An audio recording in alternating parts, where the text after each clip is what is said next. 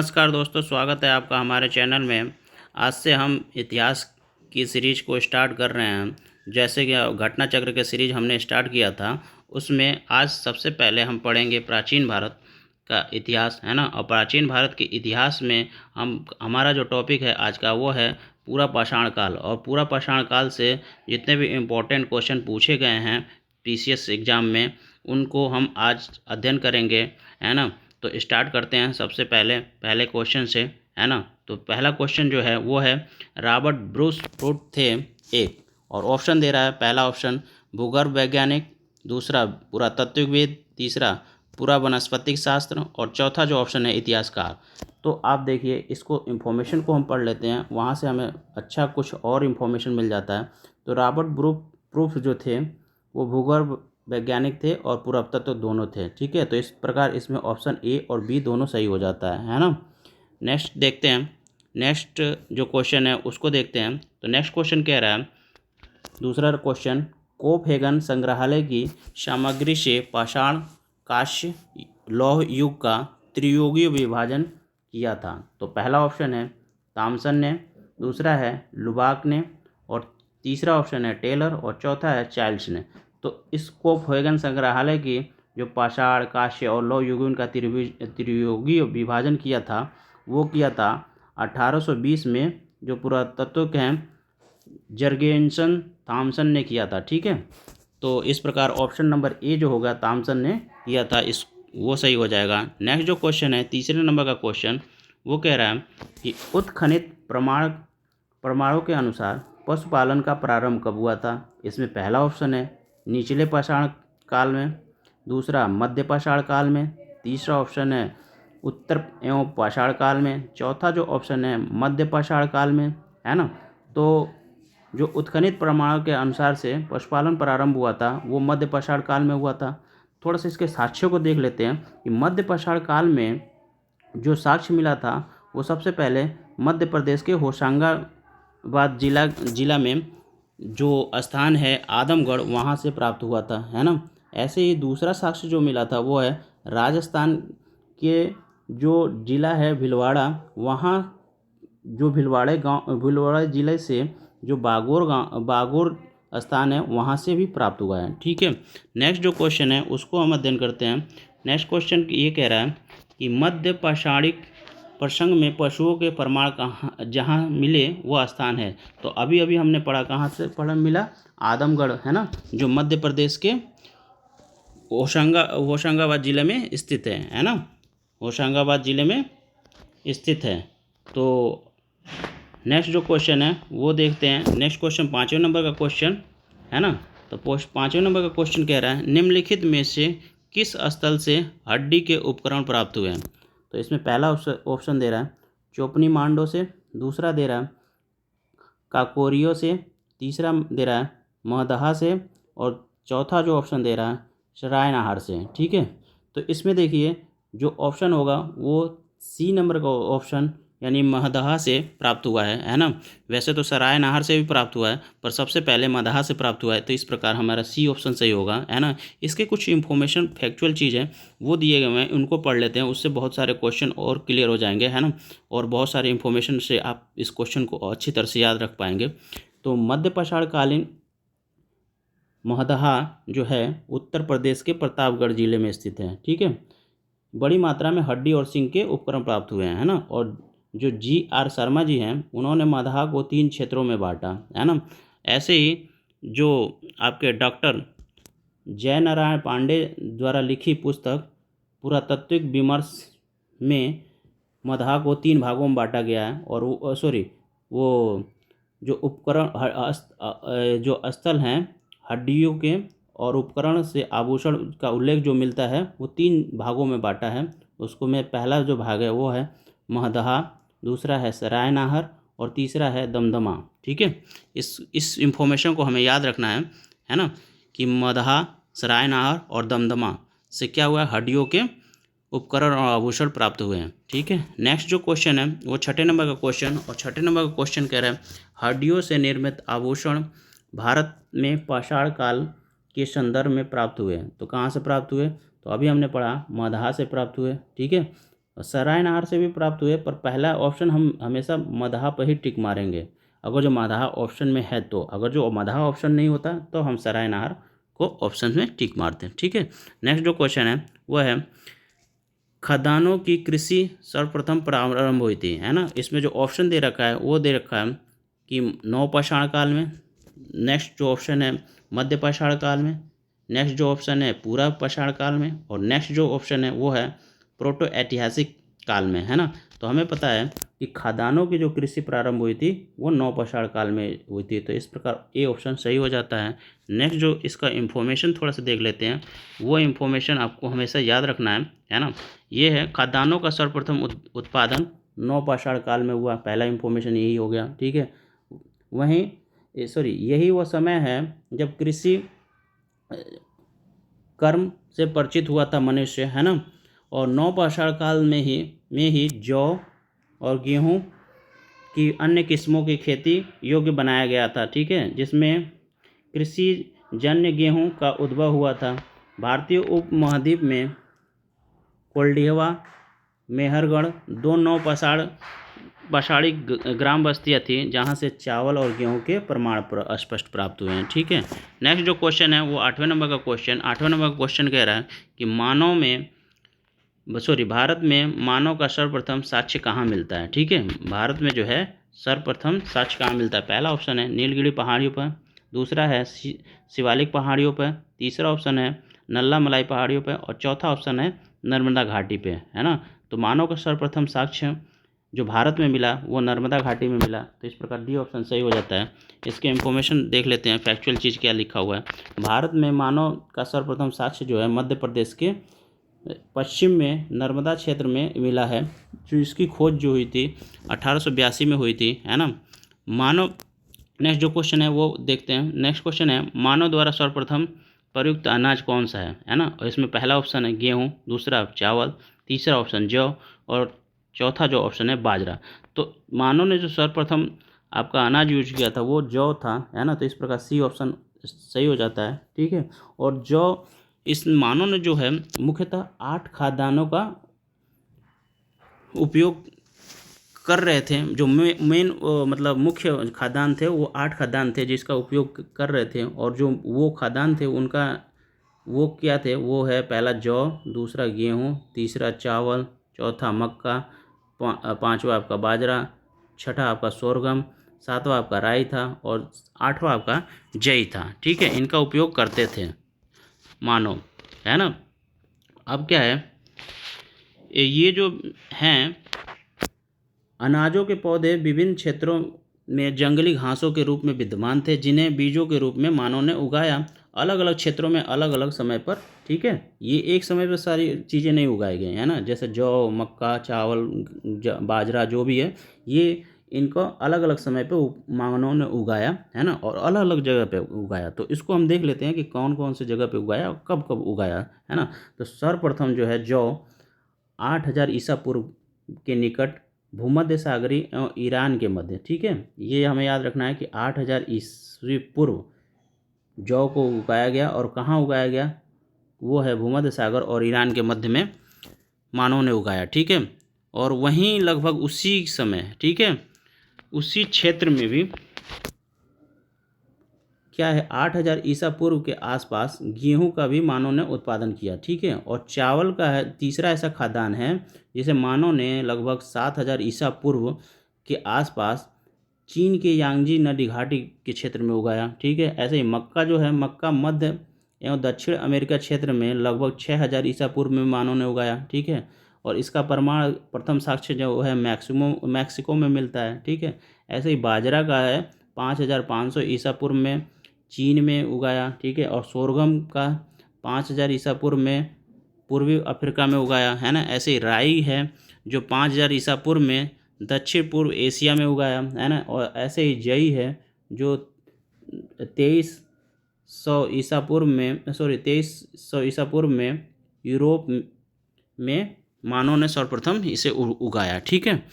ये तो आपके ईयर थे और कब मानव ने उगाया, मतलब कब और कौन सा अनाज मानव ने उगाया वो था, ठीक है। और नेक्स्ट जो क्वेश्चन है उसको देखते हैं। नेक्स्ट क्वेश्चन 10वें नंबर का क्वेश्चन है, वो कह रहा है उस स्थल का नाम बताइए जहाँ से प्राचीन अस्थायी जीवन के प्रमाण मिलते हैं। ठीक है, तो इसमें पहला ऑप्शन दिया है धौलावीरा, दूसरा दिया है किले गुल मोहम्मद, और तीसरा जो ऑप्शन दिया है वो दिया है कालीबंगा, और चौथा ऑप्शन दिया है मेहरगढ़, है ना।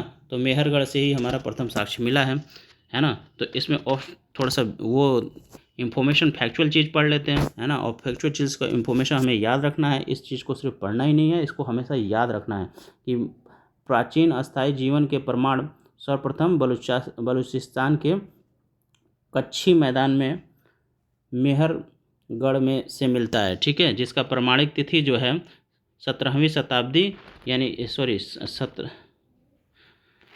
7वीं शताब्दी ईसा पूर्व से यानी 7000 ईसा पूर्व है। ठीक है, जबकि इसमें जो गुल मोहम्मद एवं कालीबंगा जो है प्राचीनतम तिथि इसकी है 4000 ईसा पूर्व और 3500 ईसा पूर्व। ठीक है, और धौलावीरा क्या है, हड़प्पा के नगर है। ठीक है, तो इस प्रकार हमारा जो है मेहरगढ़ इसमें सही हो जाएगा। जो आपका प्राचीनतम जीवन के साक्ष्य मिला है वो मेहरगढ़ से मिला है। ठीक है, नेक्स्ट जो क्वेश्चन है वो है आपका भारतीय उपमहाद्वीप में कृषि के प्राचीनतम साक्ष्य कहाँ से मिले हैं। तो अभी अभी हमने पढ़ा था, है ना, कहाँ से मिले हैं, तो वो है मेहरगढ़ से मिले थे। तो पर इसमें ऑप्शन क्या क्या दिया हुआ है, पहला ऑप्शन दिया है ब्रह्मगिरी से, दूसरा दिया है बुर्ज होम से, और तीसरा ऑप्शन दिया है कोल्डिहवा से, और चौथा ऑप्शन दिया है मेहरगढ़ से।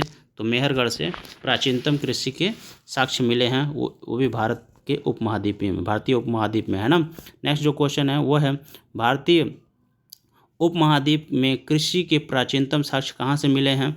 तो अभी हमने पढ़ा था मेहरगढ़ में, तो इसमें ऑप्शन नंबर सी हो जाएगा मेहरगढ़। ठीक है, नेक्स्ट जो क्वेश्चन है उसको देखते हैं।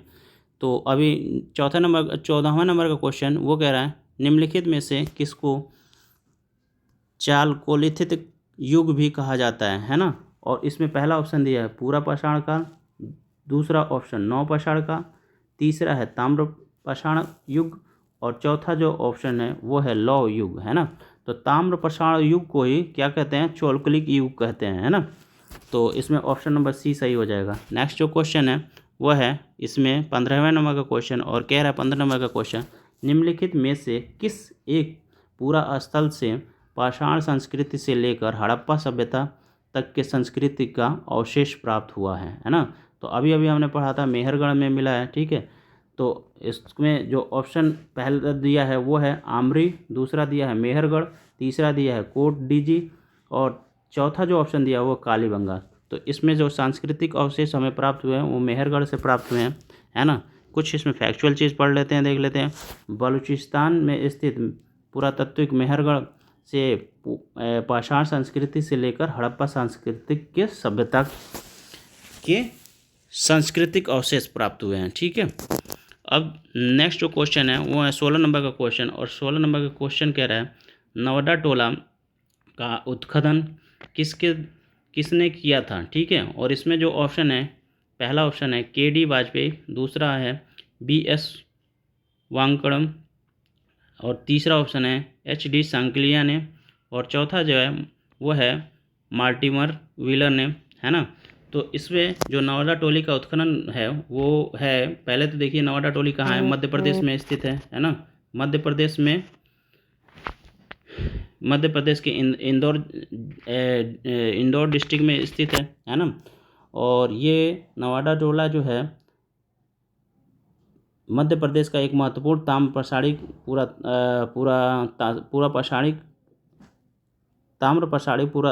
पूरा स्थल है। ठीक है, और यहाँ जो है यहाँ के घरों के फर्श और दीवारों के चूने का लेप लगाया जाता था, है ना। यहाँ के मृद भाण जो है लाल काले रंग के हैं जिन पर ज्यामितीय आकृति उत्कीर्ण है। ठीक है, यहाँ की मुख्य फसलों में गेहूँ, अलसी, मसूर, काला चना, हरा चना, हरी मटर, खेसरी और चावल हैं। ठीक है, नवादा टोला का उत्खनन का दक्कन कॉलेज के प्रोफेसर हमारे जो हैं एच.डी. सांकलिया ने कराया था। ठीक है, और ये स्थल इस महाद्वीप का सबसे विस्तृत उत्खनित ताम्र पाषाणिक ग्राम स्थल है। ठीक है, जिसकी जो तिथि निर्धारण की गई है वो की गई है 1600 ईसा पूर्व से 1300 ईसा पूर्व। ठीक है। नेक्स्ट जो क्वेश्चन है वो है आपका 17 नंबर का क्वेश्चन, और 17 नंबर का क्वेश्चन कह रहा है नवादा नवादा टोली किस राज्य में स्थित है। तो अभी अभी हमने पढ़ा था नवादा टोली जो है मध्य प्रदेश में स्थित है, और मध्य प्रदेश के इस इंदौर जो सॉरी मध्य प्रदेश जो स्टेट है वहाँ के ये इंदौर जिलों में स्थित है। ठीक है। तो इसमें इस प्रकार हमारा ऑप्शन नंबर डी सही हो जाएगा। नेक्स्ट जो क्वेश्चन है, नेक्स्ट क्वेश्चन आपके 18वें नंबर का क्वेश्चन, और वो 18वें नंबर का क्वेश्चन कह रहा है कि बृहद पाषाण स्मारकों की पहचान की गई है ना। तो पहला ऑप्शन है सन्यासी गुफाओं के रूप में, दूसरा है मृतकों को दफनाने के स्थान के रूप में, तीसरा ऑप्शन है मंदिर के रूप में, और चौथा जो ऑप्शन है वो है उपयुक्त में से कोई नहीं। तो अभी अभी हमने पढ़ा था कि इसमें जो है हम पाषाण युग का जो विभाजन किया था वो मृतकों को दफनाने के स्थान के रूप में किया था। ठीक है। तो नेक्स्ट जो क्वेश्चन है वो है 19 नंबर का क्वेश्चन, और 19 नंबर का क्वेश्चन कह रहा है राख का टीला निम्नलिखित किस नवपाषाण स्थल से संबंधित है। तो पहला ऑप्शन है बुद्धिहाल, दूसरा ऑप्शन है इसमें बी ऑप्शन है संगनकल्लू, और तीसरा ऑप्शन है वो है कोल्डिहवा, और चौथा जो ऑप्शन है उसमें ब्रह्मगिरी है ना। तो अब देखिए ये है जो कर्नाटक के मैसूर के पास बेल्लारी जनपद में स्थित संगनकल्लू नामक नवपाषाण कालीन पुरातत्व से राख के टीले प्राप्त हुए हैं। ठीक है। पिकली हल में भी राख के टीले प्राप्त हुए हैं, है ना। ये राख के टीले नवपाषाण युगीन पशुपालक समुदायों की मौसमी शिविरों के जले हुए अवशेष हैं। ठीक है। तो इसमें हमारा जो है राख के टीले निम्नलिखित में से किस नवपाषाण काल से संबंधित है। तो इसमें जो हमारा ऑप्शन हो जाएगा बी नंबर का ऑप्शन, है ना, संगनकल्लू। ठीक है। नेक्स्ट जो क्वेश्चन है 20 नंबर का वो कह रहा है भीमबेटका किसके लिए प्रसिद्ध है। तो इसमें पहला जो ऑप्शन दिया है वो गुफाओं की शैल चित्र के लिए, दूसरा दिया है खनिज, और तीसरा ऑप्शन दिया है बौद्ध प्रतिमाओं, और चौथा ऑप्शन दिया है वो सोन नदी के का उपागम स्थल के लिए। ठीक है। तो जो भीमबेटका है वो बेसिकली प्रसिद्ध किसके लिए, तो गुफाओं की जो शैल चित्र है उसके लिए प्रसिद्ध है। तो इस प्रकार ऑप्शन नंबर ए सही हो जाएगा, है ना।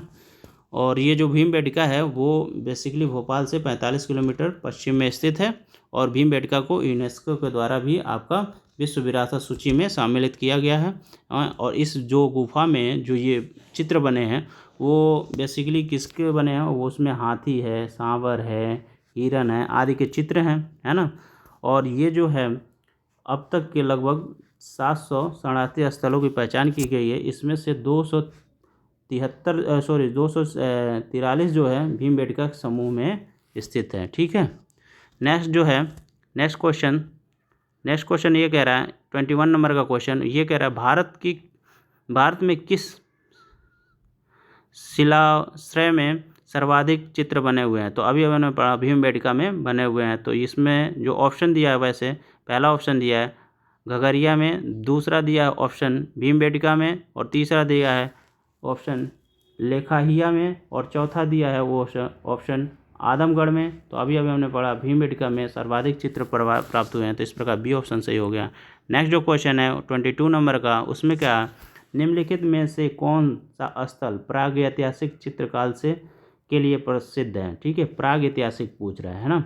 तो पहला इसमें दिया है ऑप्शन अजंता, दूसरा ऑप्शन दिया है भीमबेटका, तीसरा ऑप्शन दिया है बाघ, और चौथा दिया है आपका अमरावती। तो जो प्राचीन प्रागैतिहासिक काल से अगर जो कहा जाए तो वो भीमबेटका होगा, है ना। और इन सब का भी टाइम ड्यूरेशन देख लेते हैं। इसमें थोड़ा सा फैक्चुअल इन्फॉर्मेशन, है ना।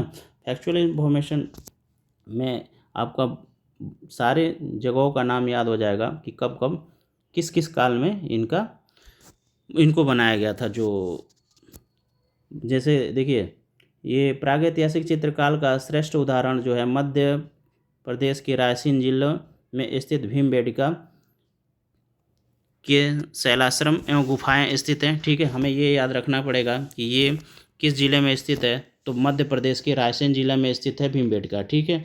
ऐसे ही भीमबेटका जो है प्रागैतिहासिक चित्रकाल को मध्य पाषाण काल से संबंधित किया जाता है। ठीक है, प्रागैतिहासिक काल से तो किया जाता है और उसमें भी मध्य पाषाण काल से किया जाता है। ठीक है, जबकि अजंता और बाघ की जो शैली है वो उसकी गुफा जो शैलकृत है वो ऐतिहासिक कालीन यानी मौर्य काल के बाद की है। ठीक है, और अमरावती अपने स्फूत स्थापत्य के लिए प्रसिद्ध है, जिसे शुंग काल या सातवाहन काल से माना जाता है। ठीक है, नेक्स्ट जो क्वेश्चन है वो है 23 नंबर का क्वेश्चन, और उसमें पूछ रहा है भीमबेटका की गुफा कहाँ स्थित है।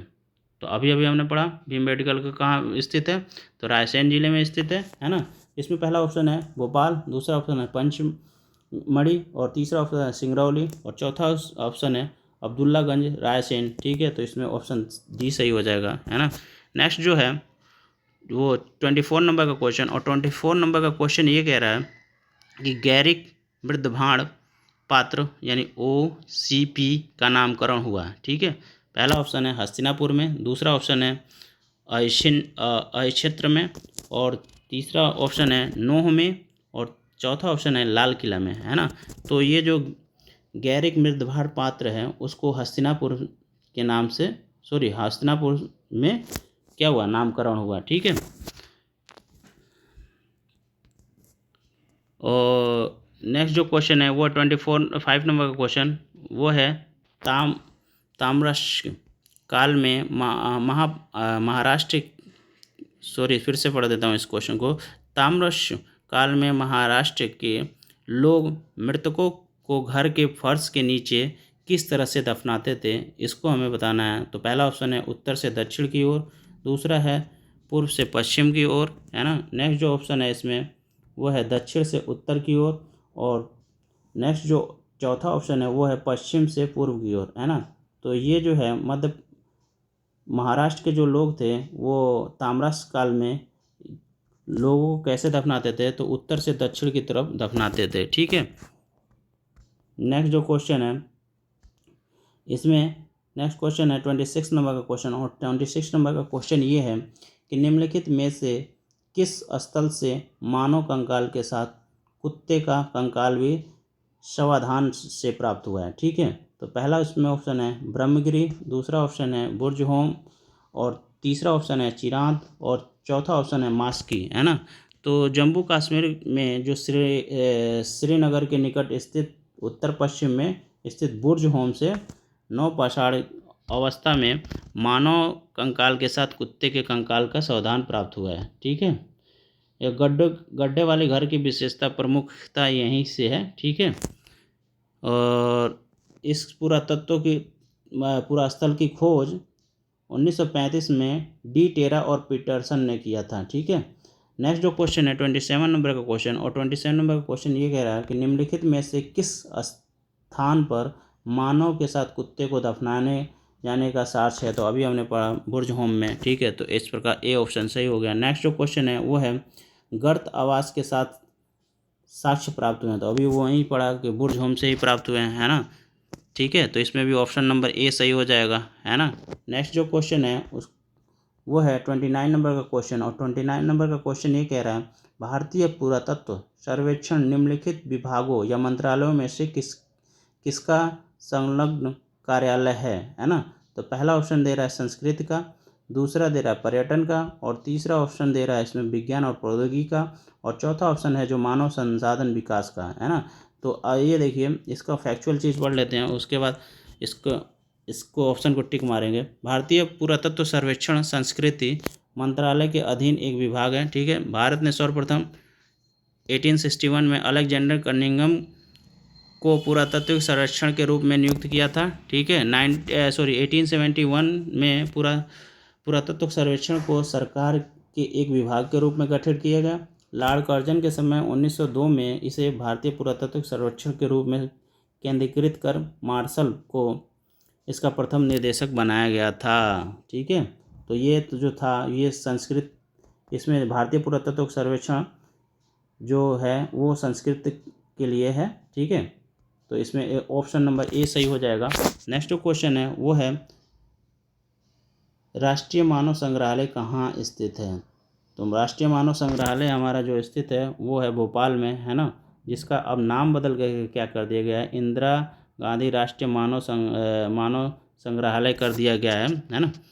तो इसमें जो ऑप्शन दिया था राष्ट्रीय मानव संग्रहालय कहाँ है, उसका ऑप्शन दिया था, पहला ऑप्शन गुवाहाटी, दूसरा ऑप्शन था बस्तर, तीसरा ऑप्शन था भोपाल और चौथा ऑप्शन है आपका चेन्नई। तो इसमें आपको क्या हो जाएगा, सी वाला ऑप्शन यानी भोपाल में है राष्ट्रीय मानव संग्रहालय, है ना। तो दोस्तों ये वीडियो यहीं समाप्त करते हैं। अगर वीडियो अच्छा लगे तो इसे लाइक शेयर और सब्सक्राइब जरूर कीजिए। तब तक के लिए बाय दोस्तों।